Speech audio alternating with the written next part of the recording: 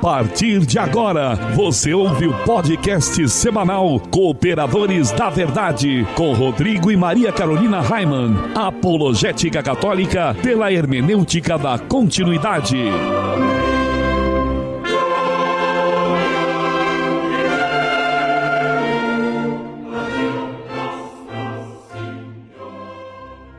Olá, amigo ouvinte, paz e bem, aqui quem vos fala é o professor Raimann e estamos começando mais um podcast semanal Cooperadores da Verdade, apologética católica pela hermenêutica da continuidade. Aqui se fala a verdade, custe o que custar, doa a quem doer. Tudo bem, Carol? Tudo ótimo, Raimann, graças a Deus. Salve Maria Imaculada, muito frio por aqui, mas vamos lá. E um grande abraço a todos os nossos irmãos dessa terra de Santa Cruz, que com frio ou sem frio nos acompanham no site, nas redes sociais e nas diversas rádios que nos retransmitem. E em nosso momento de oração de hoje, além de todas as intenções que estão em nossos corações, nós queremos rezar por todas aquelas pessoas que ajudam este apostolado com doações e também por aquelas que ainda irão ajudar. Estamos reunidos em nome do Pai, do Filho e do Espírito Santo. Amém. Pater noster qui es in celis, sanctificetur nomen tuum. Adveniat regnum tuum, fiat voluntas tua, sicut in cielo et in terra. Panem nostrum quotidianum da nobis hodie, et dimittis nobis debita nostra, sicut et nos dimittimus debitoribus nostris, et ne nos inducas in tentationem, se libera nos a malo. Amen. Ave Maria, gratia plena, Dominus tecum. Benedicta tu in mulieribus et benedictus fructus ventris tui, Iesus. Sancta Maria, Mater Dei, ora pro nobis peccatoribus, nunc et in hora mortis nostri. Amen. Gloria Patri et Filio et Spiritui Sancto, sicut erat in principio et nunc et semper et in saecula saeculorum. Amém. E nós continuamos reunidos em nome do Pai, do Filho e do Espírito Santo. Amém. E nós queremos lembrar que este programa é transmitido atualmente por 14 rádios. E o abraço de hoje, o abraço especial, vai para a Rádio Missionária na Fé de Jaguarari, Bahia. Um grande abraço ao nosso amigo Padre Zacarias e todos os ouvintes da Rádio Missionária na Fé. E no quadro A Vida dos Santos, nós estamos estudando a vida dos papas que foram canonizados. São os Santos Papas. Nós temos o costume de chamar o Papa de Santo Padre, não é mesmo? Mas isso não significa que ele seja santo.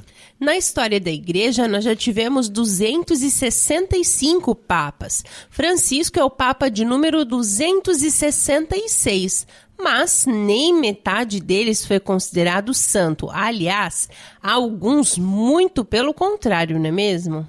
E no último programa nós falamos de São Leão I.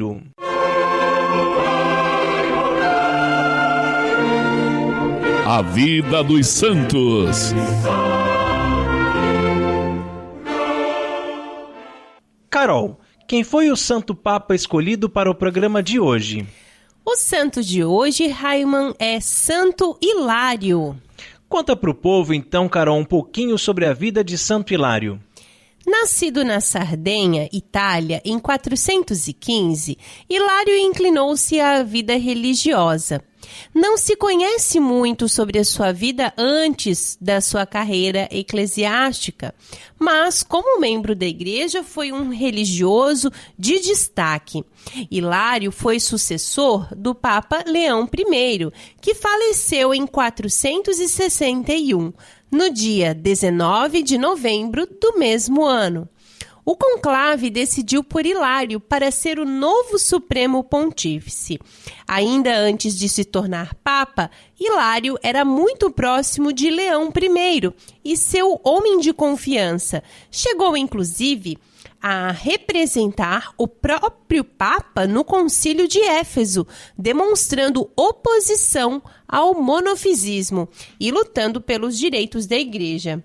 O Papa Hilário deu continuidade às suas posições políticas e de seu antecessor durante o papado.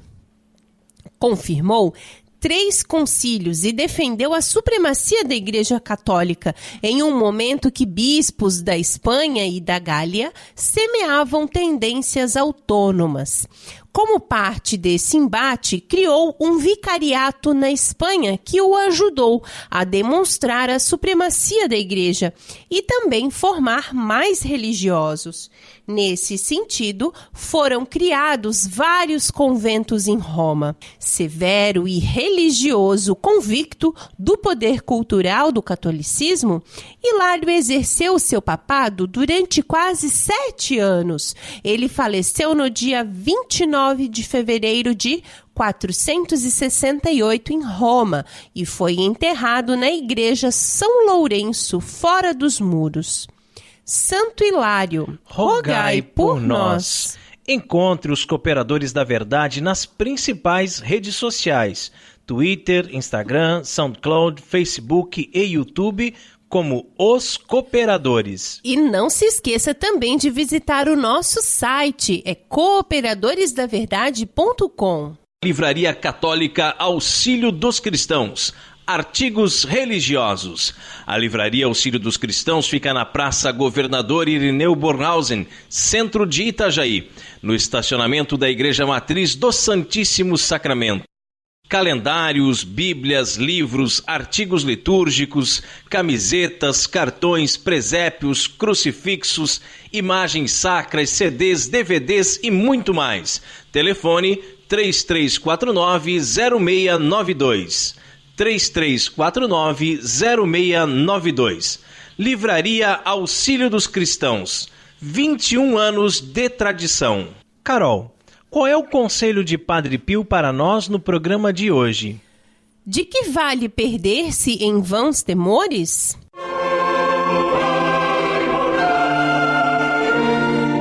Orando com Padre Pio. Quando falamos, amigo ouvinte, em temor de Deus, estamos falando de um sentimento de profundo respeito e obediência. O temor de Deus é um dos 7 dons do Espírito Santo. Teme a Deus quem procura praticar os seus mandamentos com sinceridade de coração. Este não é um temor vão. O que são os temores vãos dos quais Padre Pio está falando? O vão temor é aquela falta de tranquilidade, aquela sensação de ameaça. E Padre Pio nos pergunta: de que vale perder-se em vãos temores? A resposta é óbvia, não é mesmo, Maria Carolina? Sem não dúvida. Vale nada. Nada mesmo. Não vale a pena ficar se desgastando, ficar se preocupando com temores vãos, amigo ouvinte. Você teme que algo não dê certo? Espere. Tenha paciência. Tenha fé. Deposite sua confiança em Deus. E entregando tudo nas mãos do Senhor, deite sua cabeça no travesseiro em paz. E deixe de lado as preocupações. Amanhã, você vai ver como as coisas vão se resolver. Se derem certo, amém. Se não derem certo, amém também. Pois, afinal de contas, só Deus sabe o que é melhor para você. Também a gente não consegue resolver tudo sozinho, né? O que a gente precisa é se acalmar, relaxar e até esquecer, né? Deixar realmente que as coisas aconteçam naturalmente, como se diz. Você não sabe como vai fazer para pagar aquela conta que está para vencer e aquele dinheiro esperado não entrou, né? Isso eu conheço muito bem, hein? Agora, de que adianta se desesperar? Né? De que adianta ficar sem dormir, gritar, feito um louco, entrar em paranoia? Enfim, de que vale, né? Se desesperar. De que vale os bons temores? E principalmente porque se de fato, né, nós confiamos em Deus, mas assim, com letra maiúscula mesmo, né, aquela confiança de verdade, nós temos que ter a certeza, minha gente, de que tudo se resolverá da melhor forma possível, né? Tudo vai se resolver conforme a graça de Deus, e Deus é muito bom, né? Este bom temor é muito semelhante ao medo. Quando temos medo de algo, procuramos ao máximo evitar o contato com esse algo, não é mesmo? Por exemplo, a pessoa que tem medo de aranha, procura ficar longe delas. Lógico.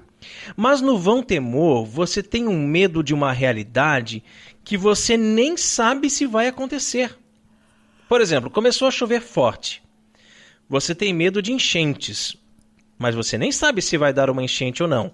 E começa a se preocupar demais com isso. Não dorme direito, fica irritado, nervoso, paranoico, porque teme o pior. É um temor em vão, ou um vão temor, como chama Padre Pio. E como já vimos, não leva a nada, não serve para nada, não resolve nada e só causa mais problemas. E o que é uma coisa vã, né? É vão. É uma coisa que não tem fundamento, né? É falso, é vazio, né? E realmente esse temor, ele não leva a nada, né? Não leva a nada. Mas nós devemos sim temer a Deus. Este não é vão temor, esse é dom. E quando tememos a Deus, nossa confiança nele é tamanha, de forma que nenhum vão temor nos perturba. Que assim seja. Amém. Orando com Padre Pio conta com o apoio de Feller Contabilidade, do nosso amigo Diácono Vital. A Feller Contabilidade fica na rua Aldílio Garcia, número 479. Nesta você pode confiar. Atendimento de segunda a sexta-feira, das 8 ao meio-dia e das 13h30 às 17h30. Telefone 3346-2333. fellercontabilidade@matrix.com.br. Em frente à Secretaria da Paróquia São Cristóvão de Itajaí, Santa Catarina. Feller Contabilidade, a sua empresa nas mãos certas. E se você também gostaria de anunciar a sua empresa no programa Cooperadores da Verdade, entre em contato conosco e ajude-nos a evangelizar. E no quadro mais treteiro do nosso programa, hoje vamos falar sobre o Santíssimo Rosário da Virgem Maria.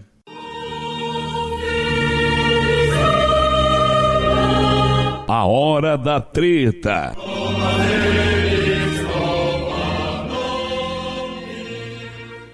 O segredo admirável do Santíssimo Rosário.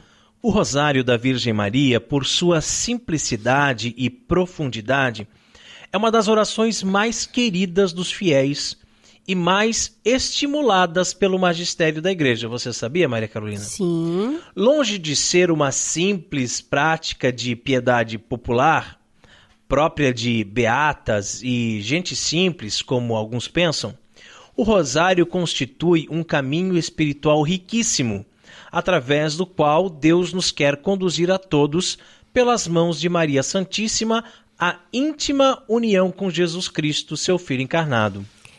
Por se encontrarem unidas no Rosário as duas principais formas de oração, a vocal e a mental, o Rosário permanece sempre um tesouro a descobrir, um convite constante que Nossa Senhora nos dirige para encontrarmos com renovado entusiasmo o segredo desta devoção que tanto agrada, mais do que todas as outras, o seu imaculado coração de mãe. São Luís Maria Grignon de Montfort foi um santo de extraordinária importância para a Igreja. Com seus apenas 43 anos de idade, ele conseguiu fazer uma reflexão teológica a respeito da Virgem Maria que impactou gerações e gerações de santos e ainda continua nos impactando. Ainda continua impactando, né? Escrito por São Luís, o livro que tem o mesmo título do nosso programa de hoje, né? O mesmo tema, é O Segredo Admirável do Santíssimo Rosário. É uma joia da espiritualidade mariana que procura refletir em sua própria estrutura interna as feições e as riquezas contidas na oração do Rosário. Dividido em 5 grandes partes, como um terço em que meditamos sobre o próprio terço, este livro nos vai mostrando pouco a pouco como o Rosário é um caminho espiritual, ao mesmo tempo simples e profundo, através do qual os fiéis de todas as condições podem chegar àquela íntima união com Jesus Cristo que Deus quer realizar pelas mãos de Maria Santíssima. A Ave Maria, segundo o testemunho de inúmeros santos, é uma das armas mais eficazes que o céu pôs à disposição dos fiéis. Quantas conversões de hereges, pecadores e cismáticos se devem à récita piedosa desta sublime oração, um dos tesouros mais preciosos da espiritualidade cristã. Não é à toa que já há tempos se tenha difundido entre os sacerdotes o salutar costume de iniciar cada pregação com uma Ave Maria ou com um Salve Maria, para que assim o coração dos ouvintes, adocicado com a invocação do nome da toda pura Mãe de Deus, abra-se às graças de que ela é fiel tesoureira e generosa mediadora. Que pela intercessão da Santíssima Virgem, queira Deus servir-se deste momento de reflexão para converter os que ainda não creem e firmar na verdade perene do Evangelho os que já têm o dom da fé. Que coisa linda, né? Muito, muito bonito. Mas antes de começarmos a meditar sobre a obra O Segredo Admirável do Santíssimo Rosário, convém falarmos um pouquinho sobre o santo que a escreveu. A importância, de São Luís Maria Grignon de Montfort se deve em boa medida à influência que ele exercia tanto na defesa quanto na difusão da piedade mariana. Nascido em 1673, na Bretanha francesa, no seio de uma família numerosíssima, eram 17 os seus irmãos, pense só. Que bênção, né? Que maravilha, hein? Luís Grignon, ao qual seria acrescido o nome de Maria por ocasião de sua crisma, deu desde menino sinais de que teria um especial carinho por Nossa Senhora. Conta-se que a simples menção do nome da Virgem, ele, ainda pequeno, expressava um tal contentamento, transportado de amor pela Mãe do Salvador, que só uma vocação particular o poderia explicar. De fato, poucos homens no século XVIII trazem em si mais fortemente gravados os sinais do homem da providência do que este novo Elias, missionário do Espírito e da Santíssima Virgem, que, decidido aos 19 anos ser padre, saiu de casa como mendigo, levando consigo apenas um rosário, e partiu em direção a Paris. Para poder custear os estudos na capital francesa, Luís passava as noites velando cadáveres à custa de alguns trocados, uma experiência que lhe imprimiu ainda mais no ânimo a certeza de que a vida do homem sobre a terra é nada, É um sopro passageiro, uma marcha caduca e frágil para a eternidade.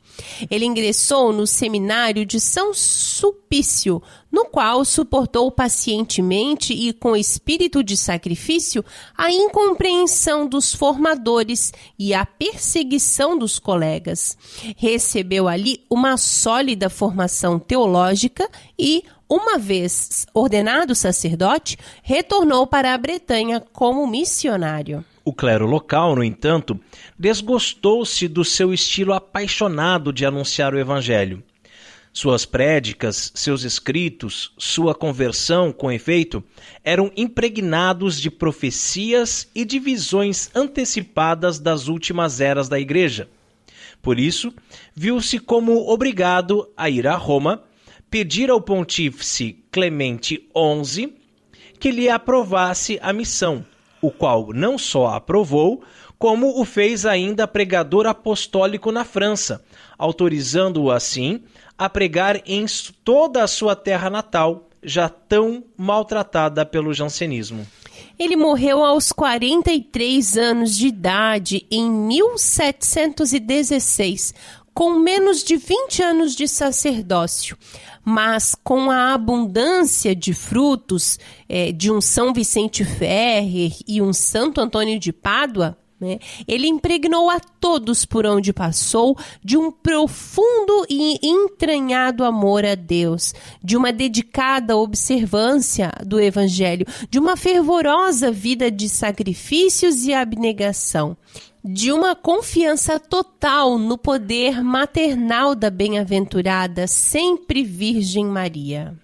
Agora sim, sobre a estrutura de O Segredo Admirável do Santíssimo Rosário. Deve-se ter em mente que o livro começa com uma introdução dividida em 4 seções, ou rosas. Uma rosa branca dedicada aos sacerdotes, ministros do Altíssimo. Uma rosa vermelha endereçada aos pobres homens e mulheres que são pecadores. Uma roseira mística dirigida às almas devotas e já adiantadas na vida de oração, mas ainda pouco afeitas a todas as riquezas encerradas no Santo Rosário. E um botão de rosa entregue às crianças, isto é, aos pequeninos e iniciantes na vida espiritual. O corpo do livro está dividido em 5 grandes partes, assim como os 5 mistérios do terço. Na primeira parte, São Luís trata da origem e a natureza do rosário. A segunda e a terceira partes, que constituem como que o miolo da obra, abordam respectivamente os 2 tipos de oração que o rosário nos convida a praticar. De um lado, a oração vocal, representada pelo Credo, pelo Pai Nosso, pela Ave Maria, né? E de outro lado, a oração mental, que consiste na meditação dos 15 mistérios.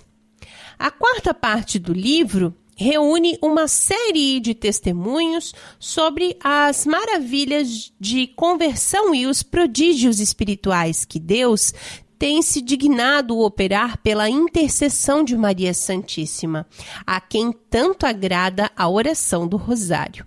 Na quinta e última parte, de caráter mais metodológico, São Luís dá alguns conselhos práticos sobre como rezar com fruto esta piedosa devoção. Vale a pena notar ainda que cada uma dessas 5 partes está dividida em pequenos capítulos ou rosas, em correspondência com as contas de que se compõem as dezenas do terço, cuja estrutura geral está como que impressa nesta pequena joia da literatura espiritual. Eis, em traços gerais, o roteiro por que São Luís nos há de guiar até desvendar-nos o segredo admirável que está contido no Santo Rosário da Virgem Maria.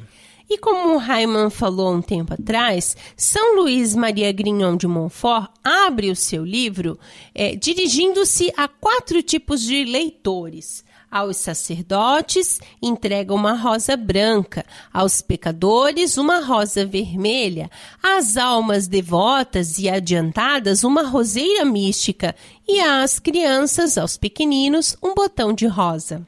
Nesses 4 convites em forma de rosas, o Santo de Montfort nos mostra como a oração do Rosário, longe de ser uma prática insignificante, é um tesouro de valor incalculável para todas as pessoas de qualquer estado de vida e condição espiritual. Eu acredito, Maria Carolina, né, que eu receberia hoje a rosa vermelha, né? A rosa vermelha que é destinada aos pecadores, né? No meu estado de vida, enquanto casado, né, que vivo o sacramento do matrimônio, enquanto homem já indo para a terceira idade, aqui homem maduro, né, pai, professor, né, eu não consigo mais nesse estágio da minha vida ficar sem o terço de cada dia, né? Claro que pelas minhas fraquezas, pelas minhas limitações e pela grande quantidade de afazeres que eu tenho no dia a dia, nem todo dia eu consigo rezar o rosário completo, né? Os 3 terços para formar o rosário. Nem todos os dias eu consigo. Mas, no mínimo, o terço por dia. Agora, se acontece alguma coisa, algum imprevisto, alguma situação, e que passou o dia e acabou aquele dia, e eu olhei no relógio, já passa da meia-noite, e eu fiquei sem rezar o terço, isso me faz uma falta tão grande, tão grande. É como se realmente faltasse um pedaço de mim. Porque a gente se habitua, né? E esse hábito, ele vai crescendo de uma forma que, quanto mais apaixonado, eu diria assim, pela Santíssima Virgem, mais a gente quer, a gente sente vontade, né? A gente sente o desejo de mergulhar nos mistérios do Santo Rosário, de meditar sobre a vida de nosso Senhor Jesus Cristo e de recitar as Ave-Marias. Aqui em casa, às vezes, eu percebo a Maria Carolina rezando o terço enquanto lava a louça, rezando o terço enquanto varre a casa, rezando o terço enquanto faz o pão. É o jeito, né? Eu rezando o terço enquanto estou dirigindo, enquanto estou indo para o trabalho, enquanto estou na fila com os alunos esperando para entrar na sala de aula, né? E quando a gente sai de casa, né, que a gente entra no carro para ir à missa, a gente vai rezando o terço, e às vezes não dá tempo de termina lá na igreja antes de começar a missa, enfim. Porque não dá para ficar sem. Não dá. E realmente não é uma prática insignificante, é um tesouro, é um grande tesouro. E somente aquele que encontrou esse tesouro é que sabe do seu valor. Sem dúvida, é exatamente assim. E chega um momento que a gente realmente não consegue mais ficar sem, né? É interessante, porque não dá para voltar atrás, né?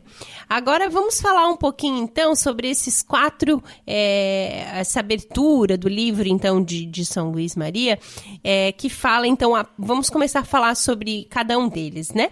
O primeiro é uma rosa branca. O primeiro convite representado, né, por essa rosa branca, ele é dirigido aos sacerdotes.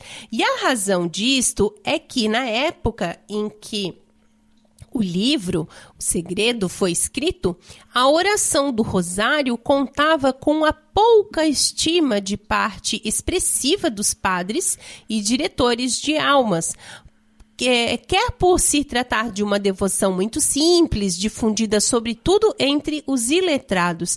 Era uma opinião corrente que o rosário poderia ser substituído sem prejuízo algum por outras formas de oração, consideradas mais cultas e adequadas, como a liturgia das horas, por exemplo. A liturgia das horas é de uma riqueza também imensurável, isso sem sombra de dúvida. Já há muitos anos que eu rezo a liturgia das horas, né? As laudes, as vésperas e as completas. E depois, quando começamos a namorar, né, Maria Carolina? Ensinei para Maria Carolina, ela começou a rezar junto comigo. Depois de casados, o João Miguel também reza com a gente e tudo. É outra coisa que a gente não consegue mais ficar sem, né?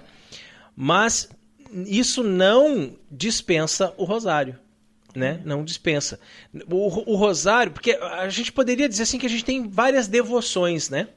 Porque eu sou devoto do santo fulano de tal, eu sou devoto do santo Beltrano de tal, eu participo lá de tal evento, de tal movimento da igreja, de tal grupo, etc, etc. Mas sem o terço, meu amigo, o terço é a arma do católico, né? Não tem como você dispensar. Não é porque você vai à missa todos os dias, glória a Deus, aleluia, que bom que você vai à missa todo dia. Mas rezou seu terço hoje? Né? Não estou dizendo que o terço é mais importante que a missa, não é isso. Mas é que uma coisa não substitui a outra, né? O terço não é apenas mais uma devoção, né? É a devoção das devoções para com a Santíssima Virgem, né? E opondo-se à ignorância e ao orgulho dos que pensavam dessa forma, né? Pensavam que o terço era algo pequeno, era algo menor. São Luís Maria quer fazer ver aos seus companheiros de sacerdócio que, longe de ser insignificante, O rosário é, como nós já falamos, um tesouro inestimável, inspirado por Deus e querido pela própria Mãe do Senhor. Prova disso são não apenas as inúmeras aparições em que a Santíssima Virgem nos convoca a rezá-lo, mas também o testemunho comprovado de santos e papas de que por meio dele, do rosário, podem converter-se os piores pecadores e os mais obstinados hereges. São Luís adverte ainda que aos padres, uma vez convencidos da importância e eficácia do Santo Rosário, não basta elogiá-lo, pregá-lo e ensiná-lo. É necessário que eles mesmos o pratiquem e tenham-no constantemente nos lábios. Como outros cristos, os sacerdotes têm de praticar o que ensinam, para assim poderem dar aquilo que por experiência adquiriram. Como outros Paulos, têm de pregar a Cristo crucificado a quem primeiro conheceram e amaram. Como outros discípulos amados, os sacerdotes têm de reclinar-se no peito do Senhor, na mesa da Eucaristia, sem recusar a Virgem que lhes é confiada no Calvário. A gente não consegue nem imaginar, né, Maria Carolina, um sacerdote que não reza um terço, né? Se às vezes a gente acha até tão bonitinho assim, né, quando você vê alguém numa fila de banco, alguém em algum lugar assim e tira o terço do bolso, começa a rezar, você já vê, é católico, né? Olha aí, ele não tem vergonha de mostrar a sua fé em público, ele não está fazendo aquilo para se aparecer, né? Ele está aproveitando aquele tempo para rezar, ele está aproveitando aquele tempo para meditar a vida do Senhor, ele está aproveitando aquele tempo para oferecer rosas à Virgem Maria, né? E quanto mais um sacerdote, em qualquer lugar que ele estiver, em qualquer momento, né? Tirar do bolso o terço, rezar o terço. E às vezes a gente fala, hoje eu consegui rezar apenas o terço, eu não consegui rezar o rosário completo. Mas quantas vezes que a gente está envolvido em muitas atividades e acaba rezando mais do que o rosário completo naquele dia, né? Porque você reza um terço agora, daqui a pouco mais um terço, e mais um terço, e mais um terço, e parece que não existe, de fato, um limite para isso, né? Então, se nós, leigos, temos essa prática, essa devoção tão bonita do rosário, por que não os sacerdotes, né? E aí entra a segunda rosa, que é a rosa vermelha. O segundo convite, simbolizado pela rosa vermelha, dirige-se a nós, pobres pecadores. O santo de Montfort quer infundir aos pecadores a esperança de que, pela récita constante, devota e piedosa do Santo Rosário, nós poderemos, né, todos os pecadores poderão, por maiores que sejam os seus delitos, alcançar a graça do arrependimento, da conversão e do auxílio de Nossa Senhora na hora da morte. Amém, né? Que bonito isso. Então, só de você pensar que por rezar o terço todos os dias, Nossa Senhora vai vir ao seu auxílio na hora da morte, como a gente diz na Ave Maria, né? Agora e na hora de nossa morte, né? A gente já se anima de rezar, né? Então, se você que estava ouvindo o programa até agora, você estava pensando assim, mas eu não tenho tempo, eu tenho preguiça, é muito grande, é muito longo. Demorado. Eu não tenho nada assim que me estimule a rezar. Opa, já apareceu aqui um grande estímulo, né? Um grande estímulo, que Nossa Senhora vai vir em seu auxílio na hora da morte, né?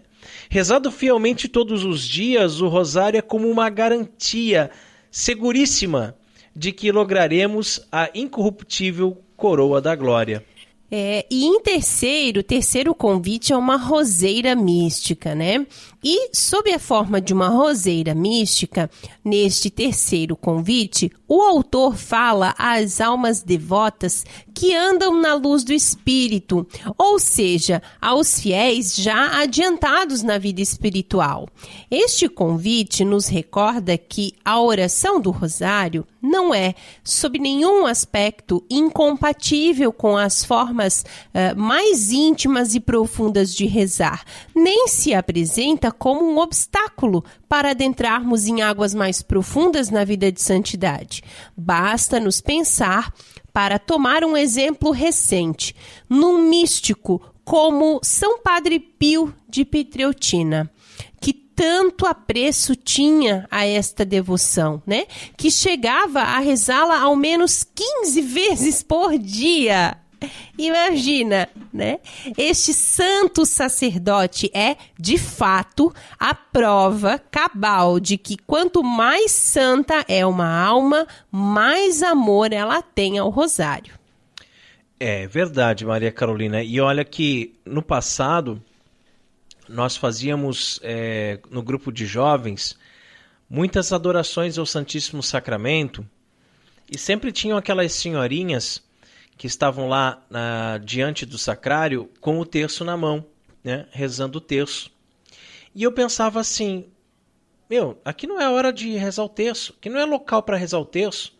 Nós estamos diante de Jesus, né, o Santíssimo Sacramento do altar, Jesus vivo, verdadeiro, ressuscitado, corpo, sangue, alma e divindade. Então nós temos que dobrar os nossos joelhos e contemplá-lo, admirá-lo, adorá-lo, deixar que ele olhe para nós. Claro, isso tudo é válido, isso tudo é a mística da igreja, isso é a contemplação, né? Mas você, diante do sacrário, rezar o terço, você diante do sacrário dizer Ave Maria, cheia de graça, o Senhor é convosco. O quanto isso enche de alegria o coração eucarístico de Jesus, porque você está ali diante dele saudando a sua mãe, né? Então é muito bonito. E o quarto botão de rosa, que é o último convite, ele é configurado então pelo botão, sabe? Não a rosa inteira aberta, né? Como a gente viu ali nos outros casos, mas um botãozinho dirigido às crianças. E de modo geral, a todos nós, pequeninos espiritualmente e tão necessitados do auxílio de nossa Mãe do Céu. São Luís nos entrega em mãos este pequeno botão de rosa para que, como uma conta do terço, uma pequena bolinha, ele desabroche em nossa alma e se torne, junto a outras tantas rosas de Ave Marias, uma coroa de flores para Jesus e sua Mãe Imaculada. O santo nos mostra como é desígnio de Deus que o rosário seja não um simples exercício de piedade, mas uma peça de combate, uma arma mesmo, uma arma espiritual de que todo fiel deve estar munido para lutar contra a carne, o demônio, contra o mundo. Temos de estar atentos tanto ao caráter contemplativo desta devoção, sem o qual ela se torna um corpo sem alma, né? Quanto à forma adequada de repetir as fórmulas que lhe dão um ritmo e sabor. Quanto à origem explicada na segunda rosa, São Luís afirma que o rosário tem raízes apostólicas, ao menos em seu núcleo essencial. No entanto, a estrutura por que hoje o conhecemos foi revelada diretamente por Nossa Senhora a São Domingos de Gusmão, em 1214. Quem o relata em detalhe é o bem-aventurado Alano de la Roche, frade dominicano e grande apóstolo do Rosário. De acordo com o beato, vendo São Domingos que a gravidade dos pecados dos homens estava obstruindo a conversão dos albigenses, um grupo de hereges cuja doutrina se aproveitava em muitos pontos de teses gnósticas, como a perversidade intrínseca da matéria e a consequência negação da encarnação, por exemplo, adentrou-se numa floresta perto de Tolosa, onde orou incessantemente por 3 dias e 3 noites. Esgotado pelas duras penitências que se impôs a fim de apaziguar a ira divina, São Domingos finalmente caiu desfalecido. Foi então que a Virgem Santíssima lhe apareceu, acompanhada de 3 anjos, e perguntou-lhe: Querido Domingos, tu sabes que arma a Santíssima Trindade quer usar para mudar o mundo? Ó, minha senhora, respondeu ele, vós sabeis bem melhor do que eu, pois depois de vosso Filho Jesus Cristo, vós tendes sido sempre o principal instrumento de nossa salvação. Respondeu-lhe então a Virgem, quero que saibas que a principal peça de combate tem sido sempre o saltério angélico. Ou seja, as 150 Ave-Marias, um verdadeiro saltério dedicado à Mãe de Deus, que perfazem o Santíssimo Rosário. Eis a principal arma que Deus põe à nossa disposição para, por meio dela, reformar o mundo, converter os pecadores e trazer os hereges de volta à reta fé. É importante, pois, que tomemos consciência desse fato, às vezes tão esquecido e negligenciado. O rosário é, efetivamente, e antes de tudo, uma peça de combate, como lhe chama a Virgem Maria, uma arma espiritual de que a providência divina nos mune para a batalha que devemos travar contra os nossos 3 grandes inimigos. E quais são esses 3 inimigos, Carol? Olha, em primeiro lugar, a carne, né? Com sua tendência ao pecado, aos prazeres, à indolência, às desordens da concupiscência. Em segundo, o demônio, que, ao revoltar-se soberbamente contra Deus, ele levou consigo para a perdição eterna uma multidão de anjos rebeldes também, né? E invejosos, assim como ele, cuja única vontade é danar os homens que hão de ocupar os tronos por eles perdidos no céu. E em terceiro, nosso terceiro inimigo é o mundo, né? Esse ambiente anticristão que se respira entre as pessoas que vivem esquecidas totalmente de Deus e entregues por completo às coisas da terra.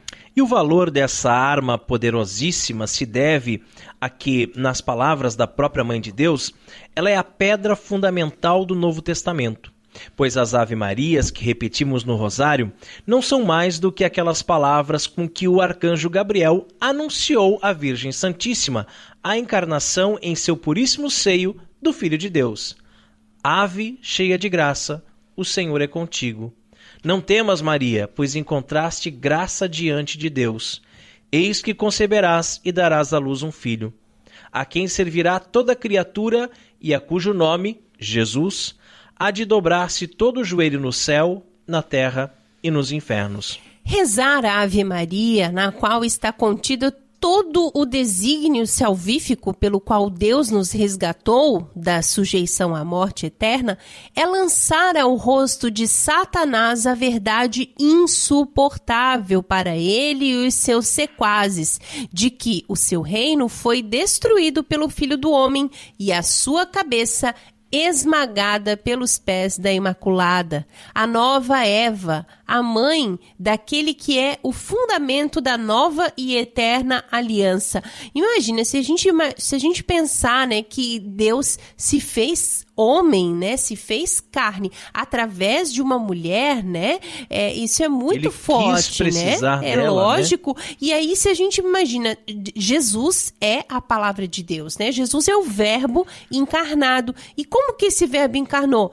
Através de uma mulher, né? Que não é uma mulher qualquer, né? Como dizem os protestantes. Foram 9 meses que Deus, né, esteve dentro de Maria e sendo gerado. Ela que verdadeiramente, né, podia dizer que tinha o rei na barriga, né?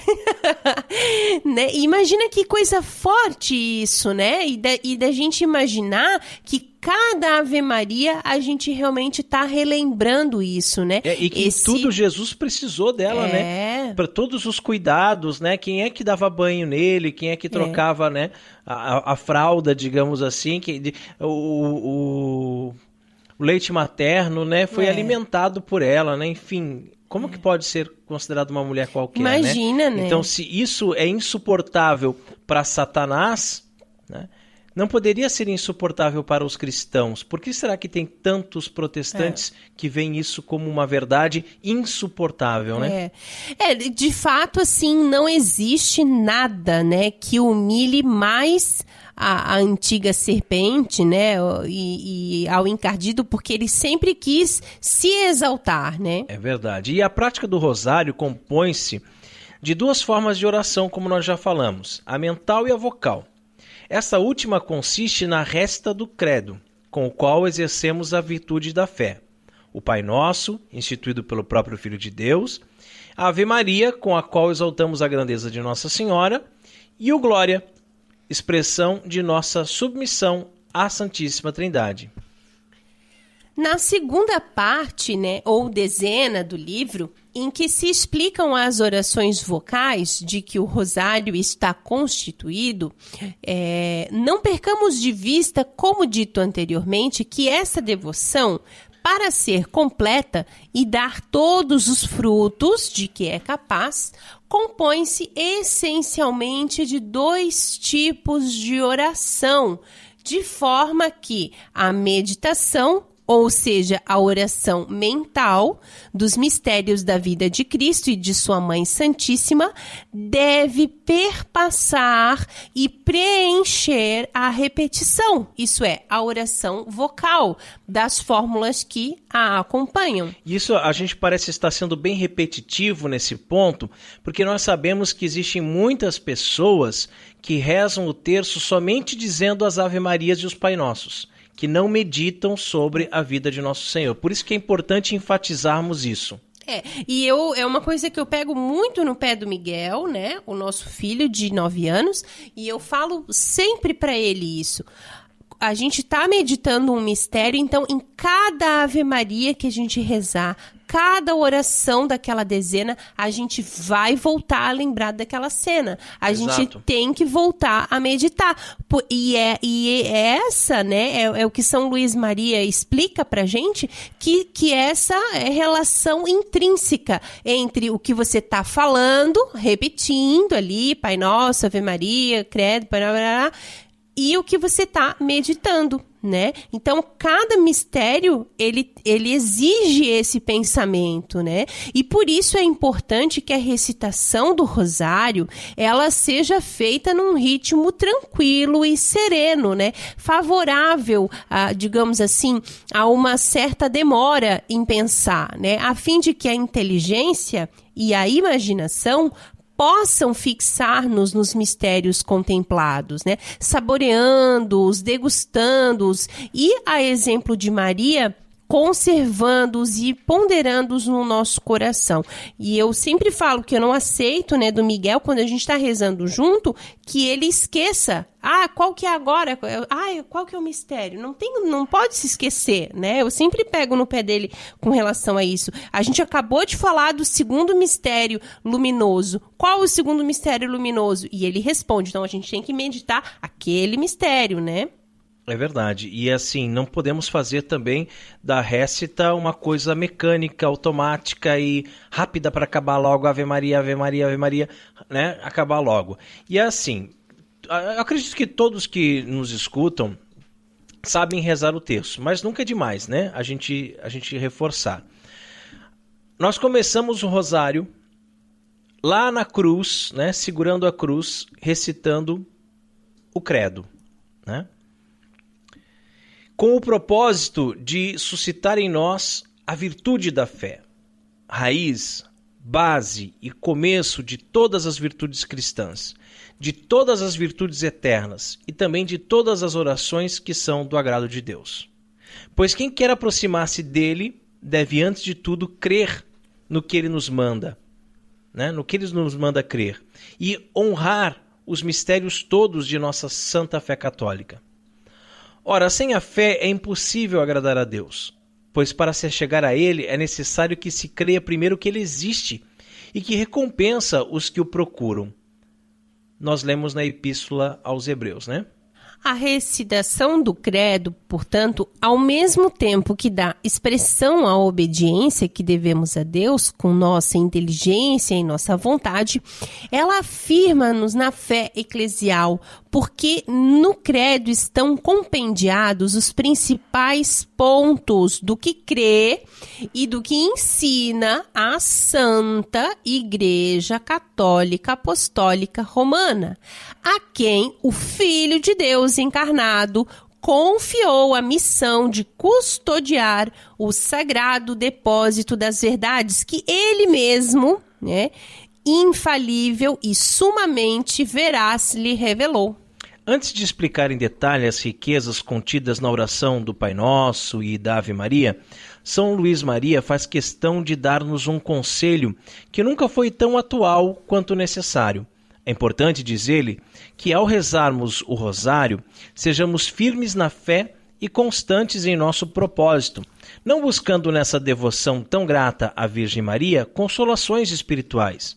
Ainda que Deus possa conceder-nos de quando em quando a alegria de sentirmos em nosso corpo o júbilo que a alma experimenta ao rezar a Mãe de seu Redentor, a prática do rosário não deve ter por fim o gosto sensível que nela se obtém. Mesmo que nos encontremos cheios de distrações involuntárias, cansados e impossibilitados de imaginar as cenas, que os mistérios nos propõem, nós não devemos deixá-lo de rezar.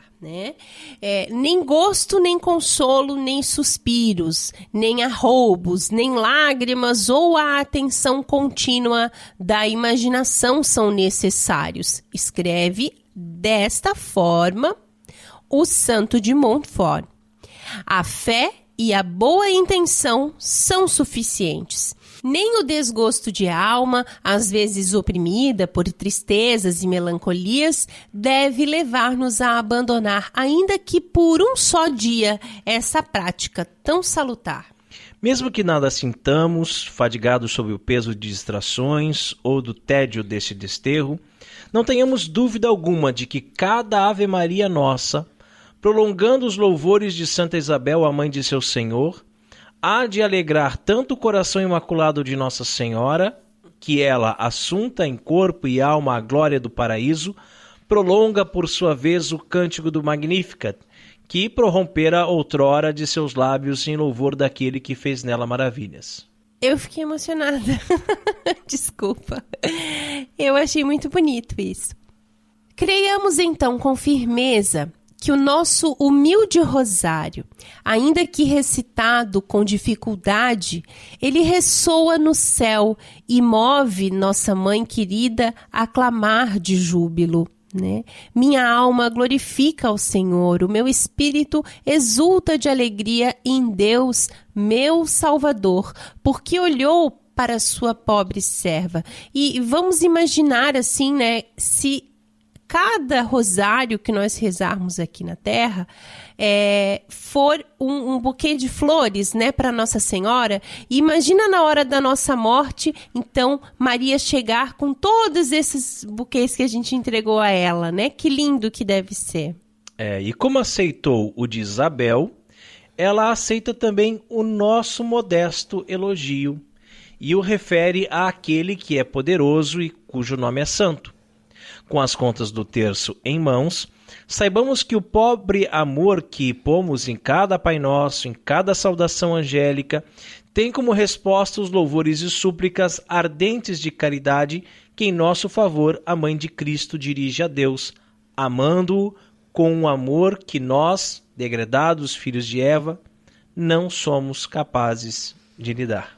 E o crédito desse texto, que serviu de base para nossa reflexão, mais uma vez é do site padrepauloricardo.org. E chegamos à hora mais esperada aqui do programa Cooperadores da Verdade.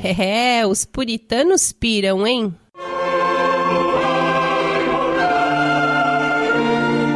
Catolicismo e cerveja.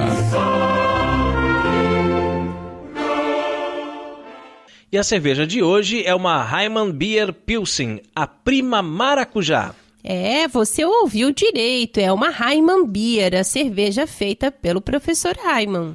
E essa cerveja você não encontra à venda em nenhum lugar. Aliás, pela ridícula legislação brasileira, a venda é proibida.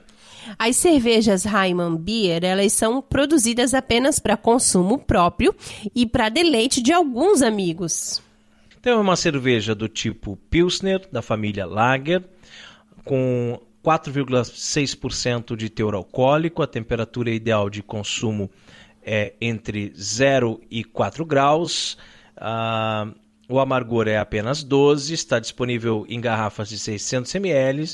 O copo para você degustar é o Pilsner. Harmoniza perfeitamente com bacalhau, camarão, lagosta, lula frita, mexilhões, ostras, salame, salmão, sopa de legumes. E o grande diferencial dessa cerveja é porque foi adicionado maracujá durante a fervura. Oremos. Abençoai, Senhor, esta criatura cerveja, que da riqueza do grão vos dignastes produzir, para que seja remédio salutar ao gênero humano. Concedei ainda, pela invocação do vosso santo nome, que quem quer que dela beba receba de vós a saúde do corpo e a tutela da alma. Por Cristo nosso Senhor. Amém. Olha o cheiro do maracujá, Maria Carolina, né? Que loucura, Você né? mal abre a Nossa. garrafa, já infesta a casa, né? Com o cheiro do maracujá. Muito Ficou forte. realmente bem acentuado, né?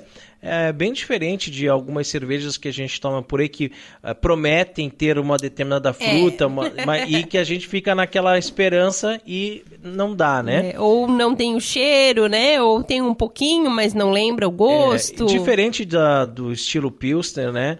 Ela ficou um pouco turva. Porque é uma cerveja artesanal, não é filtrada, a gente não utiliza as técnicas de decantação com gelatina, né? Porque fazemos a carbonatação diretamente com o prime, né? Com o açúcar, né? E não com o gás carbônico, com cilindro. Então ela ficou assim, escura, tá um pouco turva, tem um pouco de fragmentos no fundo, mas realmente está muito gostosa. Não, ela tá linda, né? A cor dela é Essa maravilhosa. espuma, né, bem densa, ó, a espuma não some do copo, né? Não é, nossa. E assim, é uma cerveja que você toma e esse cheiro já te envolve. É uma coisa, é uma loucura mesmo. Muito, muito boa. E você que está nos ouvindo agora também sabe fazer cerveja. Quer ter a sua obra-prima degustada aqui no programa Cooperadores da Verdade e ainda ganhar uma propaganda na faixa? Entre em contato conosco. contato@cooperadoresdaverdade.com. Catolicismo e cerveja conta com o apoio da Beer House Cervejas Especiais. Empório especializado em cervejas nacionais e importadas, com agradável espaço para degustação e inúmeras opções para presentes. Produtos para harmonização, copos, taças, kits e cestas e, é claro, muita cerveja. Aberto ao público de segunda a sexta, das 15 às 23 horas e aos sábados, das 10 às 22 horas. A nossa missão é trazer o universo cervejeiro cada vez mais próximo dos apreciadores dessa bebida inigualável. A Beer House está situada na Avenida Coronel Marcos Conder, número 950, Sala Térrea, Centro, Itajaí, Santa Catarina. beerhousemkt@gmail.com. Fone 3045-5821. Beer House, a primeira casa cervejeira de Itajaí. E rezemos a Virgem, que nos proteja, nos guie e cuide do nosso apostolado. Salve Regina, Mater Misericordiae, vita dulcedo spes nostra salve. A te clamamos, exulis filieve, a te suspiramos, gementes et flentes in ac lacrimarum vale. Ea ergo advocata nostra, ilus tuas misericordias oculos ad nos converte, et iesum benedictum fructum ventris tui, nobis spos hoc exilium ostendem, o clemens, o pia, o dulce Virgo Maria, ora pro nobis Santa Dei Genitrix, ut dignificiamus promissionibus Christi. Amém. Subtum presidium confundimus Santa Dei Genitrix, nostras deprecationes ne despicias in necessitatibus nostris, sed periculis conclibera nos semper, Virgo gloriosa et benedicta. Amém. Chegamos ao fim de mais um programa Cooperadores da Verdade. Venha você também ser um cooperador. Colabore com esse apostolado, fazendo a sua doação para que possamos adquirir equipamentos melhores e manter esse programa no ar. Contamos com a sua generosidade e também com a sua oração. Muito obrigado a você que nos acompanhou nesse podcast. Ajude a divulgar compartilhando nas redes sociais. Muito obrigada, Raiman, por mais este programa, Cooperando com a Verdade. Deus nos abençoe. Salve Maria. Obrigado, Carol. Obrigado, queridos ouvintes. Rezem por nós. Deus abençoe a todos. Paz e bem.